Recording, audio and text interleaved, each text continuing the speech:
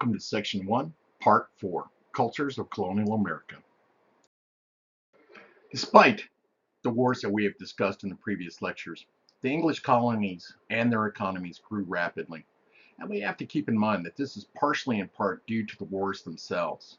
Imagine assisting the British government with their troops, with their cargo, using the ports, are going to bring in an awful lot of money for the colonies themselves. Now, the New England shipbuilding was basically stimulated by the increased trade. We see benefits for the northern port cities. We're going to see participation in the slave trade to the South and West Indies. Between 1730 and 1770, the economies of the North and the South were becoming integrated and tied directly to the British Atlantic economy. The colonies sought trade with other countries with goods not identified with the enumerated goods. But we need to keep in mind there is smuggling going on between a lot of these colonies and foreign interests. So though they have the rules related to navigation, they have the enumerated goods, it doesn't necessarily mean that everyone in the colony is following suit. So if we look at the colonies, both English and French and Spain, we kind of get an idea of the growth that is going on with these various different countries. Within New France, we can identify about 70,000 within that area.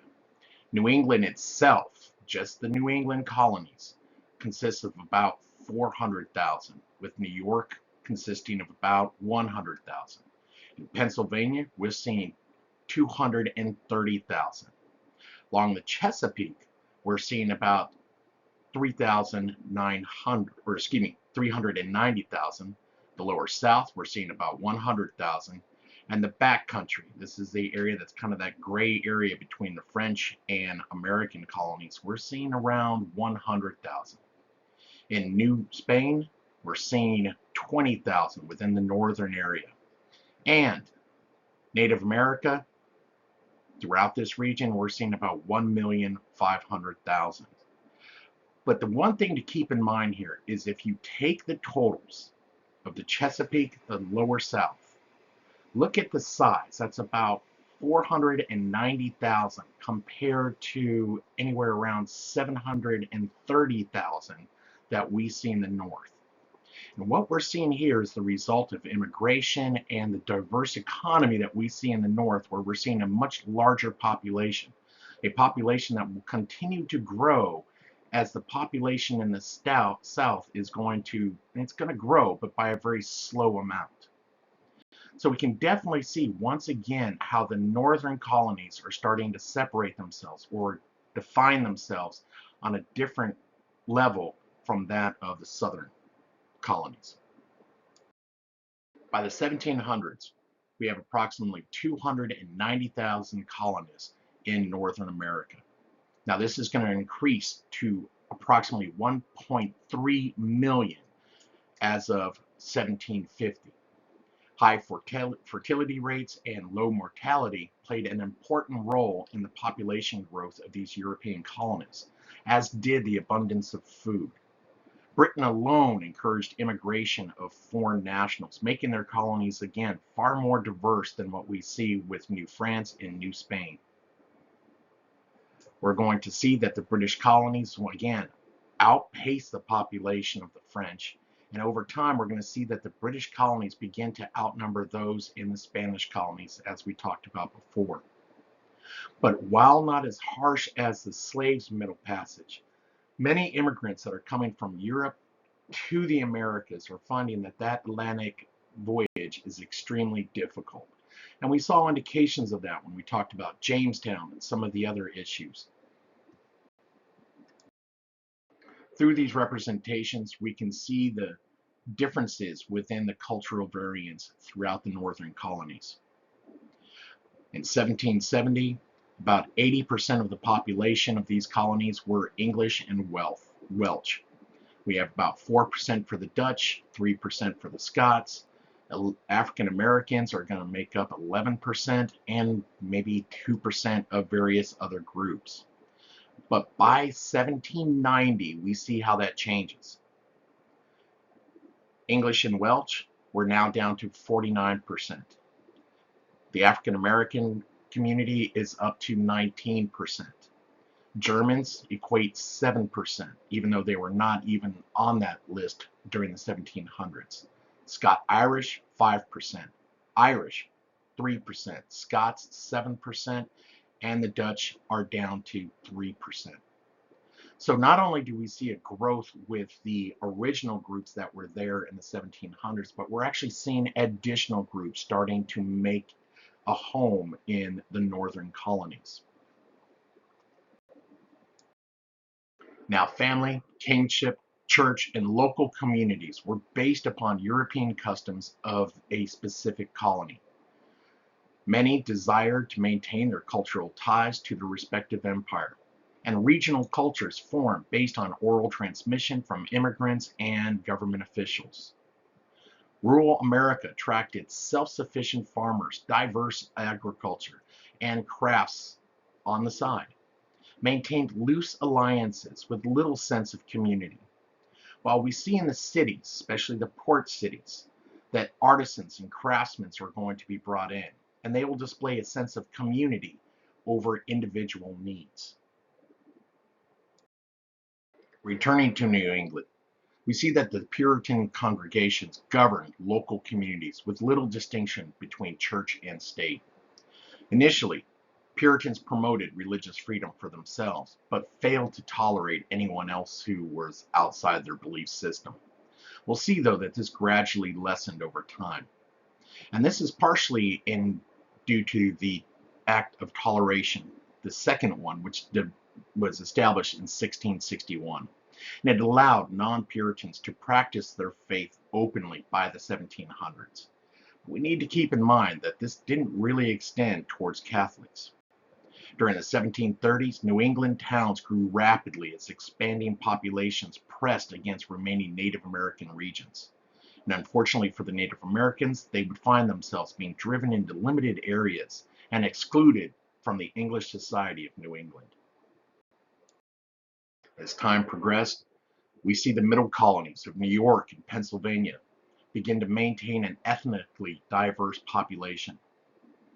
African American slaves and American freemen constituted 15% of the population. The population thereafter also included Catholics, Jews, Protestants, who worshiped with little discrimination against them.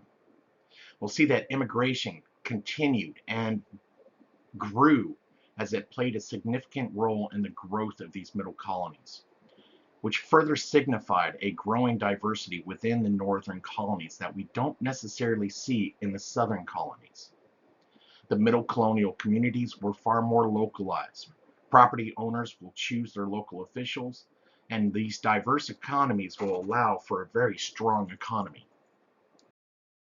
In the southern colonies, we're going to see a highly stratified culture with an economy that is focused predominantly on agriculture.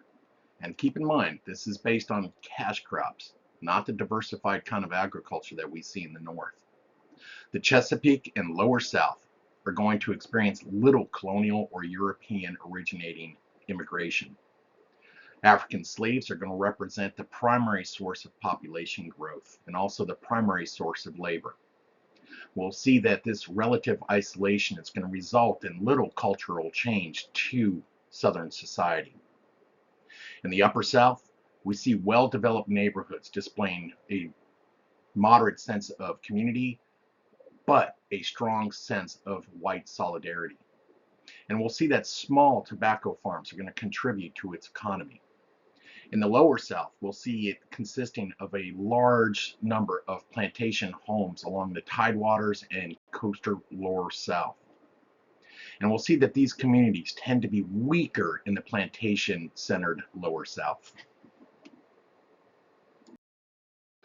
When we talk about New France and New Spanish colonies, we see that they were economically stagnant compared to the booming British colonies. Over time, in the British colonies, the gap between the rich and poor will increase, especially in cities and commercial farming regions. Unfortunately, the institution of slavery only added to the problem of the great distance that is growing between the rich and the poor, which we see especially in the South, where most of the work is performed by slaves. Now, this slave economy is going to force many poor white Americans to be denied a steady income or at times any income at all. The lack of jobs and the land shortages are going to create a population of what was called the strolling poor. And in the South, these people were called poor white trash by members of the plantation elite. During this period of the early 1700s, we're going to see a change in the thought process of many businesses, especially as we start to move more towards a capitalistic system. And the best example of this would be whaling, because over time, a system that relied upon the value of each crew member, enlisting a sense of loyalty to the business, changed as profit started to drive these companies on a higher level. And we'll see this work from the 1700s and then move into the 1800s. But it's around the 1800s that we really see it kick off. Pay will decrease for numerous sailors by significant amounts. Men were no longer permitted to serve on their established ships. This meant that men were being moved around and they were being replaced, the experienced ones, with younger men. This was to ensure that I could, if I was a business person, could maintain the lowest prices. Of course, the more experience somebody has, the more you have to pay them. So this is why they started moving to try to get younger, less experienced men that they could justify having a lower pay. But you could imagine when you're constantly getting greenhorns, getting inexperienced individuals, you're going to create dangerous working conditions. The community that once defined whaling was gone by 1820. And this again displays the rise of company-minded economies that appear to be adopting of a more capitalistic ideal. This economic divide throughout the colonies is basically shown as in colonial America, 10 to 30% of children did not survive their first year of life. For the most part, there was a high probability that a typical family would suffer the loss of at least one infant during their time. Among the poor, where the infant mortality rate was the highest, some children were not named until 2, 3, maybe even 5 years old. And this related to the fear of establishing an attachment amid such a high death rate. Having numerous children was a way to address the high mortality of that period, and it reflects the difficulty many faced who failed to access resources enjoyed by the privileged class. When we look at the social classes among the colonies, we'll see that in New France and New Spain, the hereditary ranks and styles from the Old World prevailed. Old World social systems protected the elite class and the government. Little or no social mobility was seen in these colonies. But when we look at the social classes of the British colonies, we see that the elite class was open, based on wealth, not royal lineage. We're going to see that social mobility was more prevalent among the middle class, but not common among the elite class. A growing middle class maintained a higher standard of living than most Europeans. And we're going to see an exception was found in the southern regions where an aristocratic class is starting to form. When we look at the social classes among the colonies, especially the British colonies, we see that the upper class, or the gentry, included large landowners, predominant merchants, ministers, and royal officials who held significant wealth and political power. The middle class comprised a small but growing population that consisted predominantly of smaller farmers who owned their land, skilled artisans, lawyers, doctors, and some shopkeepers. Now, the lower class, who maintained the largest percentage of the population, included unskilled laborers, indentured servants, and enslaved people. And we need to remember that slavery is going to play a significant role in the social hierarchy. because it placed enslaved people at the bottom of society, regardless of their individual skills or circumstances. But to look at the class system, we need to keep in mind, beyond all other facts when it comes to class, that we are talking about men, not necessarily women, because women consisted of an entirely different set of rules. Now, for the most part, the labor demands of colonial life allowed women to form tight support communities, something that we did not necessarily see in England.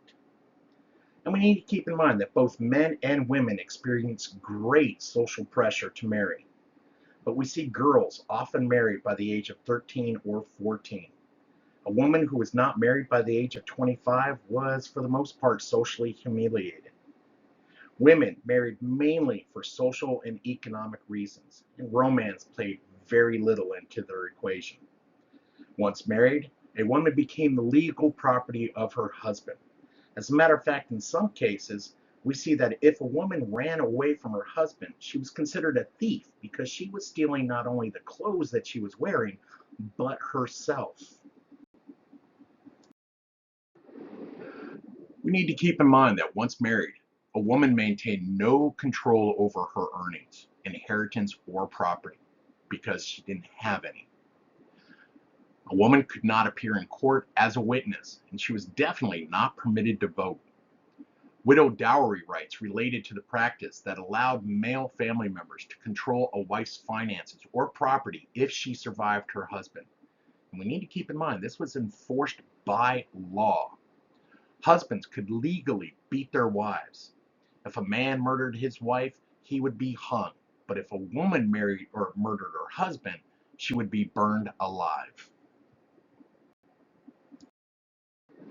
For the most part, no matter where she was in the colonies, a woman was to be a quote unquote a loving wife, an affectionate mother, and a true housekeeper. Lower class women of the South, like their northern counterparts, worked in the fields or businesses with their husbands while also maintaining the household. If a member of the upper class, Southern women experienced a far more sheltered life than their northern counterparts. This was because many in the South saw a woman as needing protection from the world at large. And in that case, we see that these gentry women tended to focus more on household tasks or the management of their household slaves. Women prepared girls for their roles as wives and mothers by having them help around the house. Girls helped with cooking, preserving food, caring for the children, cleaning the house, washing clothes, and gardening. They'll also see that they'll milk cows, churn butter, and make cheese for the families. And again, we need to keep in mind that the conditions, the expectations of women in comparison to men were extremely different. And again, during this period, women were seen as property with no rights, no protections under the law. When we look at the politics of the colonies, you'll see that the colonial governments of France and Spain were highly centralized. And this ensured, for the best that they could under the conditions, monarchical control. And this, unfortunately, is going to limit the effectiveness of these colonies. But when we look at the British, we see a completely different system that supported a decentralized form of colonial government.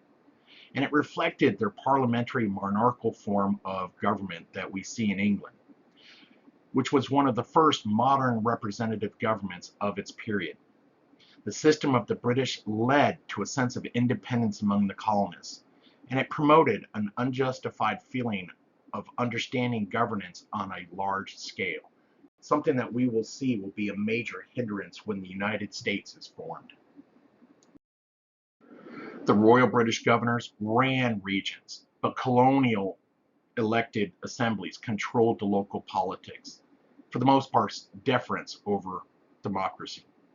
Leadership entrusted to men of high rank and wealth. White male property owners could vote, but poor white men could not. And again, as we talked about before, women were completely removed from the political system. Colonists maintained control over taxes and spending. The freedom required that the full taxation was provided to the monarchy. And to some extent, we kind of see this reflected in old Rome, where as long as you made sure that you honored your connection with Rome, you paid your dues, you respected the authority of Rome, that you were allowed to do what you wanted, when you wanted, how you wanted. Again, all you needed to do was maintain your loyalty to Rome. And we kind of see this going on with the American colonists. Yet as long as they're able to meet their obligations, in a lot of these colonies, the British monarchy, the British Parliament, doesn't really care how you do it as long as you do it. And most colonial assemblies had considerable power over local affairs because they controlled these finances, often overshadowing the power of the region or the royal governors. During the 18th century, we're going to see a concept of philosophical movement known as the Enlightenment reach its peak. Now, the Enlightenment has been around for at least 100 years, but it's really not going to hit full stride till about the 18th century. The Enlightenment included a range of ideas centered on reason as the primary source of authority and legitimacy. It marked an emphasis on the scientific method and reductionism, along with increased questioning of religious orthodoxy. Now, reductionism is the process of making one theory or phenomenon and then simplifying it or linking it to another theory or phenomenon. In other words, you're simplifying a concept, simplifying ideas, but you're doing it based on reason and observation. And it marked a further progression away from religious influence. The spread of these new ideas occurred during a period of religious decline, which kind of explains why we're able to see this growth of the Enlightenment. The Enlightenment, aside from dealing with scientific matters, also addressed the political and social conditions of the period. It was instrumental in changing political thought away from absolutism. Enlightenment ideas were most attractive to the socially and economically mobile because they tended to have access to higher education institutions. Prominent thinkers advanced ideas such as liberty, progress, tolerance, fraternity, constitutional government, and the separation of church and state. But it will meet resistance among traditional communities in both Europe and throughout the colonies. The Enlightenment is not considered a historical period. We need to keep in mind that it was a process of social, psychological, or spiritual development, not limited to a specific time period. We need to keep in mind that the British colonies were far more open to intellectual and religious challenges than the French and the Spanish colonies. And this is because it reflected the progressive nature of the British constitutional monarchy. The spread of enlightened thought related to the high literacy rate widespread throughout the British colonies. We also see that the British colonial officials made little attempt at cultural censorship. Colonial philosophers focused on the idea that the state existed to protect the happiness and the security of the people, not the other way around. For the most part, philosophers were public intellectuals during the European Enlightenment that occurred during the 18th century. And these individuals promoted the people's right to life, liberty, and property, something that became the hallmark of the American ideology when it came to its political system. We need to keep in mind that there is no way that the religious half of the world is going to push back against the Enlightenment. And we see proof of this because in the 1730s, religious groups in Europe and the American colonies countered the Enlightenment with the Great Awakening. Now, the Great Awakening called for the return to Puritan traditions to simplify the complexity of an emerging age of the Enlightenment. It desired to reaffirm the view that being truly religious meant trusting the heart rather than the head, prizing feeling more than thinking, biblical revelation rather than human reason. It was a movement marking an evangelical upsurge taking place simultaneously on the other side of the Atlantic, most notably in England, Scotland, and Germany. The First Great Awakening appeared among Presbyterians in Pennsylvania and New Jersey during the 1730s. It was led by the Reverend William Tennant, a Scots-Irish immigrant, and his 4 sons. The Great Awakening increased church membership, especially among the young, and it introduced Christianity to the slaves in the South. Other preachers, like John Edwards, evoked terrifying images of the absolute corruption of the human nature and the terrors awaiting any unrepentant individual that was going to hell. The movement ultimately left colonists sharply polarized along religious lines. Inevitably, civil governments were drawn into the fray as numerous churches lobbied legislatures for the disestablishment of different churches. Though we need to keep in mind that the Great Awakening was a reaction against the Enlightenment, but it also encouraged the future American Revolution. The Awakening and its ministers were not always ordained, which means it went to the common person. Men from the common ranks began to replace the upper class educated ministers.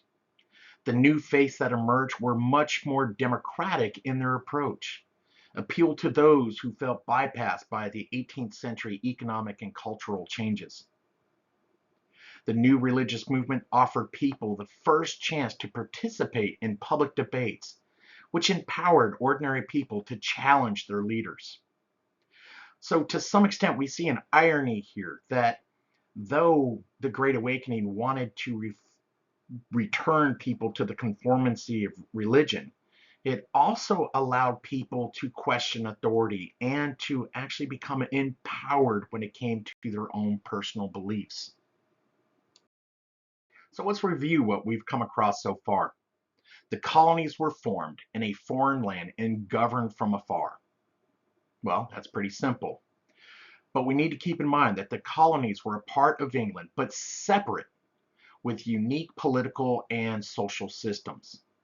The British colonists enjoyed their freedom. However, they maintained concerns regarding their disconnection from England, because we need to keep in mind that being a subject of Britain brought numerous advantages. The cultures formed with definite common economic attachments to each other, while displaying extreme distrust. In essence, they were unified by money, but divided by this open land. These unique conditions paved the way towards the American Revolution. By the early 1700s, the conditions for discord, for disagreement between the British government just needed a little push. The same could be said about the American internal discord that would result in the Civil War 100 years in the future. England, to some extent, paved the way for colonial independence through its own progressive practices. It allowed the colonists to be open to new ideas of the Enlightenment, which challenged the monarchy, an openness not experienced within the French, Spanish, or their colonies. The Great Awakening and the Enlightenment encouraged the colonists to challenge the established institutions. And we see that the colonists embraced non-traditional behavior and thought.